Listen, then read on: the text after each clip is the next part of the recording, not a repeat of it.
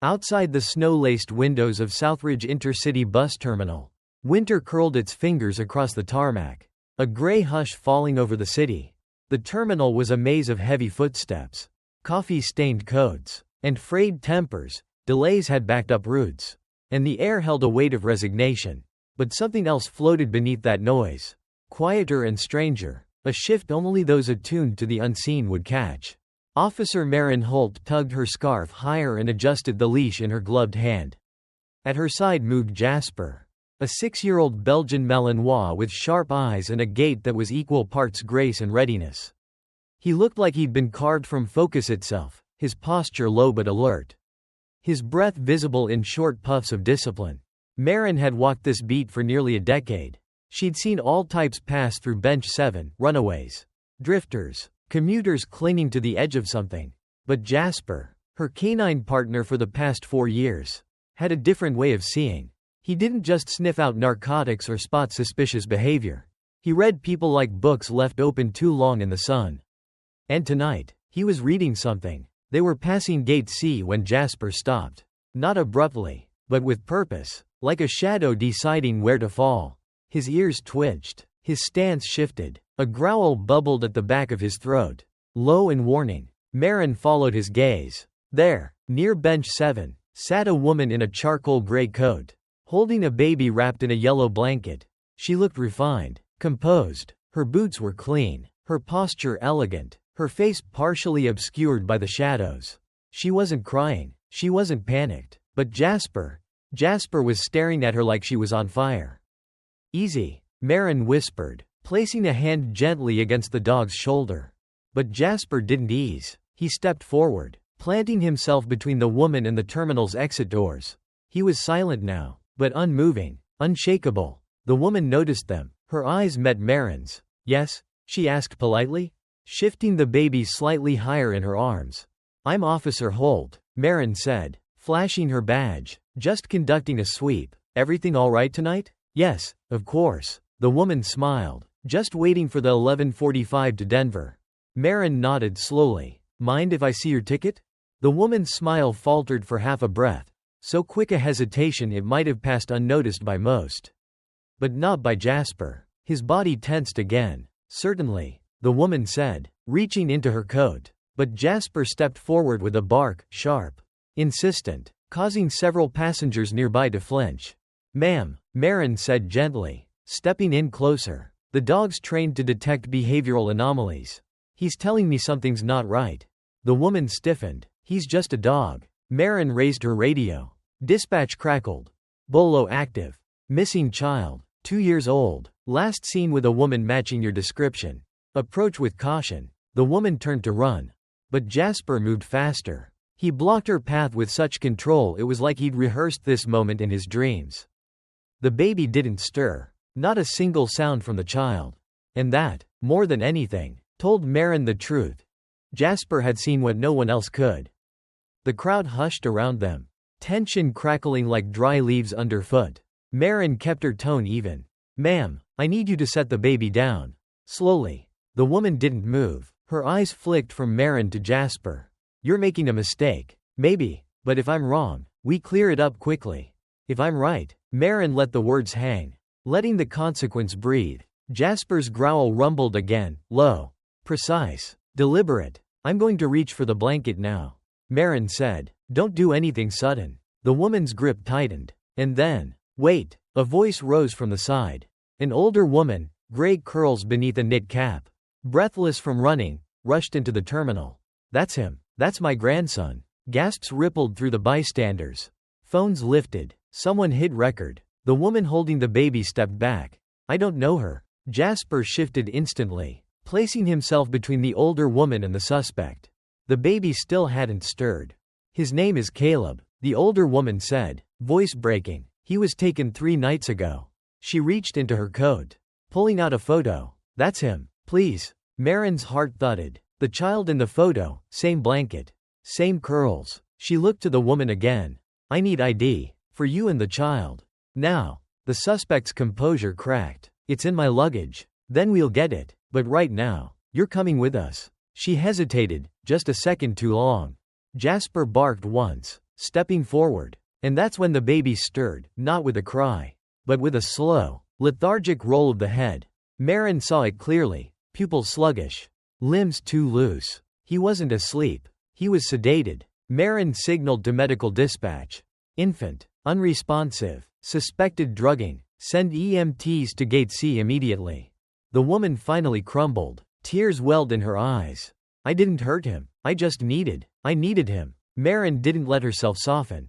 The child was safe now. But this story was only beginning. The ambulance lights strobed red and white across the frosted bus terminal windows as EMTs lifted the child gently onto a stretcher. The toddler, Caleb, was breathing, but shallowly. A medic knelt beside him, murmuring soft reassurances as he secured the oxygen mask. Marin stood off to the side, one hand still gripping Jasper's leash, the other clenched around her radio. The woman, who had identified herself as Elise Granger, sat cuffed on a nearby bench. Her designer coat rumpled, her eyeliner smudged, and her expression eerily vacant. She said his name was Oliver. Marin muttered, mostly to herself. Jasper sat beside her, posture taut. He hadn't taken his eyes off the child. She knew just enough to be dangerous, said Officer Taylor, her partner on call that night, approaching with a clipboard and a coffee that had long since gone cold. Claimed to be the boy's mother. Gave a fake name. Ticket wasn't even valid, and she didn't check in any luggage. No ID, no diaper bag, no formula. Marin added, nothing a real mother traveling with a toddler would carry. Taylor blew out a breath. We'll know more once the hospital calls back. Behind them, the older woman, who had identified herself as Lorraine Keller, maternal grandmother, stood watching the ambulance disappear into the swirl of falling snow. Her hands shook around a worn photograph of a smiling baby, and her mouth moved silently, lips forming some private prayer. Marin turned to her. Mrs. Keller, do you have legal custody of Caleb? Lorraine nodded. His mother, my daughter, passed away last year. A car accident. It's just been as since. I never thought something like this could happen. Her voice cracked. I never thought someone could just take him. Jasper let out a quiet whine and nudged Lorraine's hand with his nose. She looked down, startled. Then something in her melted. She crouched and placed a wrinkled palm on the top of his head. You knew, didn't you? She whispered. You knew something was wrong. Marin stepped closer. He has a sense for it. We've had a few cases before, missing kids, trafficking situations. He always picks it up before I do. Lorraine nodded slowly, her fingers still in Jasper's fur. Guardian angel, she murmured, with pause. Back at the precinct, Elise had been fingerprinted. Within minutes, the truth emerged. Her real name was Daphne Rowan, and she was already on a watch list, an estranged former patient of a private psychiatric facility that had been quietly shut down 2 years prior due to ethical concerns. No criminal record, but a file thick with disturbing behavioral notes. She lost her own child, Taylor reported, tapping her screen. Stillborn, nearly 3 years ago. Marin's stomach sank. She tried to replace him. Psychosis. Projection. Maybe something worse. Taylor looked up. She wasn't just running with that baby. She believed he was hers. Jasper, sitting in the corner of the bullpen, gave another low growl, not to anyone. Not in threat, just a sound of unease. A signal Marin had come to recognize. Something deeper is happening. She met Taylor's gaze. Run her phone, email, last known address. See if there's anything that links her to others, doctors, support groups, maybe even someone helping her pull this off. You think she had help? I think someone told her where to find Caleb. This wasn't random. As Taylor moved off, Marin crouched beside Jasper, scratching behind his ears. You've always known when something's not what it seems. She whispered. Now let's find out who else knows. Outside, the storm had quieted, but a different chill had taken its place, the kind that didn't come from weather, but from secrets starting to rise to the surface. And Bench 7 would never feel the same again. Southridge General Hospital smelled like antiseptic and overcooked coffee. Marin paced just outside room 312, eyes flicking to the small window every few seconds. Inside, the toddler, Caleb, lay under warm lights. IV line threaded into his tiny arm. Heart monitor blinking steady green. His breathing had stabilized, but he hadn't spoken, hadn't even cried. Across the corridor sat Lorraine Keller, arms crossed tightly over her chest, eyes red-rimmed from tears and sleepless nights. She'd barely said a word since giving her statement. Her whole body vibrated with tension, like her soul couldn't rest until that child in the bed said her name. And beside Marin, never far, stood Jasper. Ears pricked, his body calm but keyed in. He hadn't taken his eyes off the child either. Doctor says the sedative was a mix of over-the-counter antihistamines and something else, Marin said, turning toward her captain, who'd just arrived from Precinct Command. They're running tox panels now. Caleb's lucky. The captain nodded, rubbing a hand over his stubbled chin. What about the suspect? In custody. She's not talking, but forensics got into her phone. Texts, deleted notes, photos, and a number she kept calling. We traced it back to a private wellness retreat outside town. Marin's voice dropped. One of those off-the-books places, licensed on paper but mostly unregulated. The captain frowned. What kind of retreat? Grief therapy. Identity reprocessing. Some of their clients are former patients from psych units. All under the radar. And, she tapped her phone, the suspect? Daphne Rowan? Was a resident there for over a year. We think she was coached. Coached to do what? To believe Caleb was her son. The captain swore softly. A nurse exited Caleb's room. Clipboard in hand, she gave Marin a quiet nod. Vitals stable. He's waking up in short bursts now. Responsive, but still foggy. Lorraine stood, eyes wide. Can I? Soon, the nurse said gently. He just needs a little more time. Lorraine collapsed back into her seat, hands shaking. Jasper walked to her, tail low, and nudged her hand. She stroked his head absently, eyes never leaving the door. He's been through so much, she whispered, but somehow, that dog, he knew. Marin crouched next to her. Jasper picks up on more than scent. He reads tension, posture, adrenaline levels, but with kids, especially the vulnerable, he's got something else. Something I still don't understand. A silence settled between them until Marin's phone buzzed again. She scanned the screen. Text from forensics. She muttered, "You're going to want to hear this." They found video recordings on Daphne's phone, private therapy sessions from the retreat. One in particular stood out. It showed Daphne in a dim room, sobbing into a plush toy. A man's voice, calm and smooth, repeated phrases over soft piano music. "Your son is waiting for you. You'll recognize him when you see his eyes. Trust your instincts. Don't let anyone stop you." The timestamp was just 3 weeks old. "Who is he?" the captain asked. "We're working on it. He never names himself, but he knew how to push her. He planted this delusion." Back inside room 312, Caleb stirred again. The nurse leaned over him, whispering something soft. Slowly, the boy turned his head and saw Jasper. He blinked, then reached, tiny fingers curling into the air.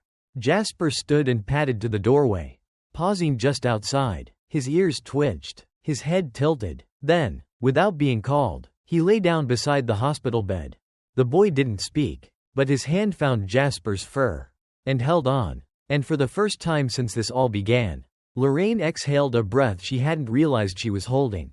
The waiting room at Southridge Children's Medical was dimly lit, designed more for comfort than urgency. Faded murals of storybook forests lined the walls, and someone had thoughtfully placed a plush fox on each seat.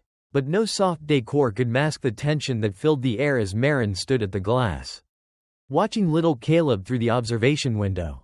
He was sleeping now, monitored, stable, safe, but something about the stillness in that room didn't feel like rest. It felt like retreat. Behind her, Jasper sat upright, ears flicking at every footstep, every shift of movement behind closed doors. He hadn't taken his eyes off the boy since they arrived, and when Marin glanced back, she saw it again, that coiled stillness in her partner. Not anxious, not aggressive, just waiting, watching. The door behind her opened. Detective Rosalind Shaw entered, her brown parka dusted with snow. "I spoke to the grandmother. Lydia Kerr. She's the legal guardian. The mother died of an overdose 6 months ago. Father's whereabouts unknown. She said he was taken from his crib?" Shaw nodded. "Nighttime abduction. No signs of forced entry. No ransom. Nothing. But the weird part? She said she saw the woman, our suspect, 2 days before the kidnapping." Marin turned from the glass. "Where?" "In the grocery store. Watching them. Lydia thought she was just a stranger admiring the baby. She was scouting him. Looks that way. Shaw lowered her voice. And there's more. The suspect. She's not just some random woman with a mental break. Her name's Nina Albrecht. She's not in any of our systems. But we pulled a hit on a state psychology board report from 2017. She was a patient at a now-shuttered grief therapy center outside Bellwood. Called the Larchwood Institute. Marin frowned. Why does that name sound familiar? It was run by a man named Dr. Edwin Marrow. Unlicensed now. He lost his credentials after a whistleblower exposed what they called reattachment therapy. Grief clients were led to believe they could find reincarnated versions of their deceased loved ones. Marin's stomach dropped. Let me guess. Nina lost a child? A boy. Died of SIDS 3 years ago. Same age as Caleb. Same birth month. She even posted online that she believed she'd find him again in the next vessel. She thinks Caleb is her son. Shaw nodded grimly. That therapy center fed her that idea and disappeared before consequences landed. Marin looked through the window again. Caleb shifted slightly in bed. The heart monitor beeped a steady rhythm. Jasper sat straighter. He's awake, Marin whispered. The nurse inside moved toward the bed. Adjusting Caleb's blanket, the boy's eyelids fluttered. Then he turned his head. And his eyes locked on Jasper. A pause. Then a twitch of movement. Tiny fingers reached, slow and uncertain, toward the window, toward the dog. Shaw exhaled. He remembers him. No, Marin murmured. He trusts him. Outside the hospital, the sky had begun to clear. The snow settling like a hush over the chaos. But inside Marin's mind, things were just beginning to unravel. This wasn't just a custody dispute or a mental health break, it was systemic. Orchestrated. A delusion planted like a seed. And someone had taught Nina how to water it. Marin crouched beside Jasper, her hand resting behind his collar. We're not done, she said softly. Are we, boy? Jasper didn't move, but his eyes stayed fixed on the child in the bed, quiet. Fierce, unblinking, a silent guardian, still on duty. It was just past dawn when the unmarked SUV pulled off Highway 46 and onto a narrow gravel road flanked by thick rows of pines. Frost still clung to the needles, and the forest floor was a tapestry of silence and shadows. At the wheel, Marin gripped the steering wheel tighter than necessary. Next to her sat Detective Rosalind Shaw, flipping through the printed brochure that Nina Albrecht had surrendered under questioning. Jasper, in the backseat, stood with his front paws braced on the door panel, his gaze trained forward like he could already see through the trees to what waited. The Larchwood Institute, Rosalind murmured, looks like a health retreat. Meditation, grief recovery, even something called subconscious reintegration therapy. Nothing illegal on paper. Not yet, Marin muttered. They rounded a bend, and there it was. The compound. A tall, gated property surrounded by chain link and brush. Beyond the fence sat a low, lodge-style structure with dark wooden siding and oversized windows that seemed to look back at them. It was quiet, too quiet. No signage, no welcome, only a weathered plaque nailed to a pine. Where the lost are remembered, and the remembered are reborn. Rosalind raised a brow. Creepy enough for you? Marin didn't answer. Jasper had begun to pace in the backseat. That was never a good sign. They parked near the side entrance. As they approached, a man in his early 60s opened the front door. He was tall and lean, dressed in a cable-knit sweater and slacks too casual for the weather. His smile didn't reach his eyes. You're here early, he said smoothly. Marin flashed her badge. Detective Holt, Southridge PD. This is Detective Shaw. We'd like to speak with someone in charge. That would be me, the man said. Dr. Malcolm Varelli, Director and Grief Counselor. I assume this is about Nina Albrecht? She mentioned your facility. Rosalind said. We have concerns about your methods. Of course, he said. You'll want to come in. But Jasper didn't move. He stood frozen at the doorframe. His body coiled. And then, he growled. A deep, guttural sound from his core. Dr. Varelli blinked. Is your animal quite all right? Marin stepped in front of Jasper. Instinct flaring. He's trained to detect anomalies, threats most people can't see. Inside, the lodge smelled faintly of lavender and wood smoke. Candles flickered on window sills. And soft piano music drifted through the hallway. Too perfect. Too careful. A mask over something else. They followed Dr. Varelli into a sitting area filled with overstuffed chairs and pale green walls. A group of women sat in a circle. They looked peaceful, almost unnaturally so, hands folded in their laps. Eyes slightly unfocused. A young woman in her 20s stared directly at Marin as she passed. Her voice was barely a whisper. "He said my baby is still here. Just in another shell." Marin paused. "Who said that?" But the girl had already closed her eyes again. Jasper whined. Rosalind leaned in. "We need to see your records. All patients, especially those enrolled in anything called transcendence therapy." Dr. Varelli's voice remained calm. "Without a warrant, I can't." "Don't finish that sentence," Marin snapped. "We're already preparing one. And if you stall, we'll add obstruction." He hesitated, just for a breath. "Then, they came to me broken.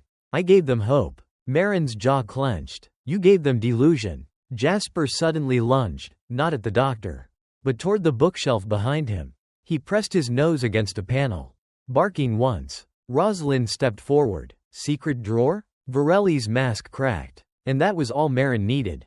She shoved the shelf aside, revealing a hidden cabinet. Inside were manila folders, pill logs, therapy notes, and beneath them, photos. Dozens of them. Photos of children. Unlabeled, out of context, taken without consent. Jasper growled again. This time, so did Marin. "We're shutting this place down," she said coldly. Now, by nightfall, the Larchwood Institute was cordoned off with yellow tape and the whir of low conversations over radios. Officers from Southridge PD, along with a mobile forensic team, moved through the halls like ghosts. The illusion of peace the facility had crafted was crumbling under the weight of uncovered truths. Marin stood just outside what they now called Room 9, the regression suite. It was small, windowless, with a single recliner beneath a soft white light and a sound system mounted in the ceiling. Beside the recliner sat a table. And on that table, syringes, tissues, a thick journal, and a metronome ticking in eerie rhythm. She flipped through the journal slowly. It wasn't therapy notes. It was conditioning. Phrases repeated, instructions, affirmations designed not to comfort but to convince. Pain is a memory. Memory can be edited. Love has no expiration. The body forgets, but the spirit returns. The child before you is yours now. It's what the universe wanted. Marin exhaled hard, forcing herself to keep reading. "Find anything?" Rosalind asked, stepping inside. "Plenty," Marin said, "and none of it that makes sense in a sane world." Jasper stood in the hallway, alert but quiet now. His body had relaxed just slightly, though his ears twitched with every creak in the floorboards. Rosalind handed Marin a flash drive, recovered from the director's private office, labeled transference cycle footage. "You might want to brace yourself." They took it back to the mobile forensics van, where a laptop waited. Jasper jumped in beside them and lay at Marin's feet. The first video opened to a grainy feed of Nina Albrecht, seated across from Dr. Varelli. She was visibly shaking, clutching a photo. He was guiding her voice, asking her to describe the child from her dreams. As her description grew more vivid, Varelli gently slid a photo forward. A photo of a real toddler. "Is this him?" he asked. Nina nodded, tears falling freely. Then his voice, calm and sinister. "You can have him back. All you have to do is believe." Marin stopped the video. "This is criminal manipulation," Rosalind muttered. Marin nodded, voice sharp. "And trafficking." The photo he gave her, Caleb. "That's the same child. They'd found more photos, Caleb. And at least 2 other children who matched ongoing missing persons bulletins from nearby states." The scope was widening fast. Outside, headlights pulled in. A social worker stepped out, followed by a middle-aged woman with tear-swollen eyes. Her name was Rachel Moore, and she'd driven 4 hours when the alert went out about the recovery of her nephew. Caleb. She clutched a folder close to her chest, hospital documents, birth certificates, and a photo album. When she saw Marin, she didn't speak, just held out a picture. It was Caleb, same curls, same dimple, and in the background, standing guard at a park bench, was Jasper. He was always afraid of strangers, she whispered, but in this one photo, he wasn't. He was with the dog. With him. Marin crouched beside Jasper and scratched the fur beneath his collar. "You knew, didn't you?" she murmured. Jasper pressed his nose against her hand. A soft, affirming sigh. Inside, Rosalind's radio crackled. Shaw, Holt, got something else. Far storage room, basement level, locked cabinet, thumb drives, dozens. Marin stood. Let's go. In the cold underbelly of the facility, the storage room smelled of bleach and cedar oil. A single flickering bulb cast swinging shadows. Jasper growled before they opened the cabinet. Inside, digital records, more therapy footage, logs of drugs administered, names of children, some marked success, others non-compliant. Rosalind's face paled. He categorized them like inventory, like products. Marin whispered, like ghosts he wanted to dress up in someone else's memory. Jasper whined, backing slightly into Marin's legs. She steadied herself, and then she saw it. At the back of the cabinet, a worn stuffed toy. One ear missing. A bear. Rachel Moore gasped behind them. That's his, she whispered. That's Caleb's bear. The child had never let it go. Until someone made him forget. Marin didn't speak. She simply knelt down, handed the bear to Rachel, and looked at Jasper. We bring this to court. All of it. Every file. Every whisper. Every lie. Rosalind nodded. We end this. It had been 4 days since the Larchwood Institute was shut down. 4 days since Caleb had been carried out in the arms of a nurse, blinking slowly against the early morning light. Now, in a quiet pediatric room at Southridge Children's Hospital, the boy slept beneath a quilt covered in tiny stars. Tubes no longer snaked around his arms. Monitors beeped steadily, no longer in alarm but in rhythm, life moving forward. Marin sat in the chair near the bed, uniform jacket draped over the back, hands cradling a cup of cooling tea. Across the room, Rachel Moore sat, curled in a blanket someone had handed her hours ago. Her gaze never left her nephew. Jasper lay between them, silent, watchful, a quiet sentinel. A knock at the door stirred the moment. Dr. Mira Klein stepped in, her voice gentle. He's going to be okay. Physically, he's healing well. The sedatives are out of his system. What comes next will be slower. But he's strong. Marin nodded. He has people who won't give up on him. And that makes all the difference.